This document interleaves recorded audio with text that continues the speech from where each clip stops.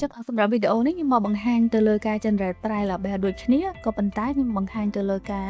download template ដើម្បី import ជាមួយនឹងការ print file label មកវិញអញ្ចឹងយើងចូលទៅកាន់ពាក្យថា product ដូចគ្នាហើយចូលទៅដល់ generate file label ដូចគ្នាដែរនៅពេលដែលចូលមកដល់គ្រប់ tab ទាំងអស់ដែលយើងត្រូវការ select នេះគឺសុទ្ធតែមានការ filter download និង import អញ្ចឹងកន្លែងនេះហើយបើសិនបើយើងធ្វើ menu គឺត្រូវការ filter ទៅរកតំណែងដែលយើងបានកំណត់ filter នៅខាងក្នុង advanced filter នេះក៏ប៉ុន្តែបើសិនបើយើងចង់ធ្វើការ import មកវិញគឺយើងត្រូវការ download យើងចុចពាក្យ download ដើម្បីទាញ Excel template ដើម្បីយកមករៀបចំអញ្ចឹងសូមធ្វើការចុចកន្លែងនេះមកចឹងបើសិនបើយើងចង់ generate ទៅជាមួយនឹង file label យើងចុចចូលទម្រង់ download មកហើយយើងហៅទៅជាមួយនឹងតម្លៃ ហើយជាមួយនឹង file label ដែលយើងបានទាញ template នឹងចេញមកចឹងនៅពេលដែលយើងបើក Excel មកគឺយើងមានទម្រង់បែបនេះយើងមានប្រភេទដែលយើងចាត់ចេញជា type item type name code description barcode category type amount quantity memo អញ្ចឹងកន្លែងនេះដែរបើសិនបើយើងមានទៅលើ item list ស្រាប់គឺយើងអាចបំពេញតាមប្រឡោះហ្នឹងមួយមកដាក់ name code ដាក់ description barcode category អីផ្សេងហ្នឹងមកហើយធ្វើការទាញចូលទៅវិញអញ្ចឹងខ្ញុំសូមធ្វើការរៀបចំ template នេះបន្តិចសិន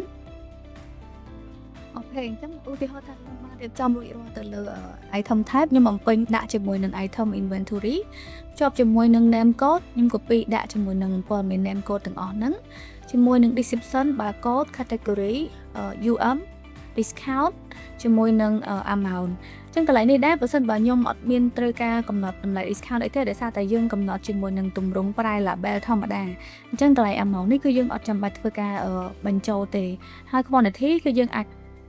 កំណត់បានបើសិនបើយើងចង់បាន print 2យើងដាក់2បើចង់បាន print 1យើងដាក់លេខ1ចឹងមកអញ្ចឹងនេះខ្ញុំដាក់លេខ1តាមធម្មតាហើយបន្តមកទៀតគឺខ្ញុំចូលទៅកាន់មុខងារនឹងដដែលវិញដោយយកពាក្យថា import អញ្ចឹងយើងនៅឈរនៅក្នុងមុខងារនឹងដដែលទេ file label ដដែលហើយយើងយកពាក្យថា import កន្លែងនេះ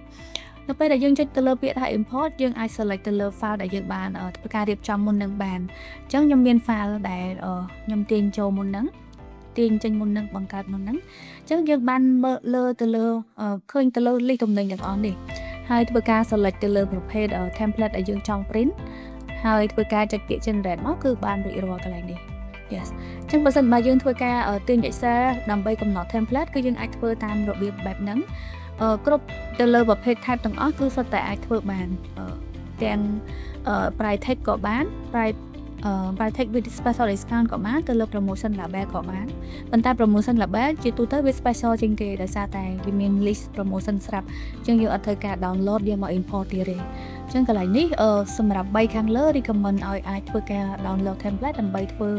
ការ generate price label ម្ដងបានច្រើនទំនិញតែក្នុងពេលតែមួយ yes អញ្ចឹងនៅពេលដែលយើងទាញចេញរួចរាល់យើងអាច print ចេញបានធម្មតាកន្លែងនេះ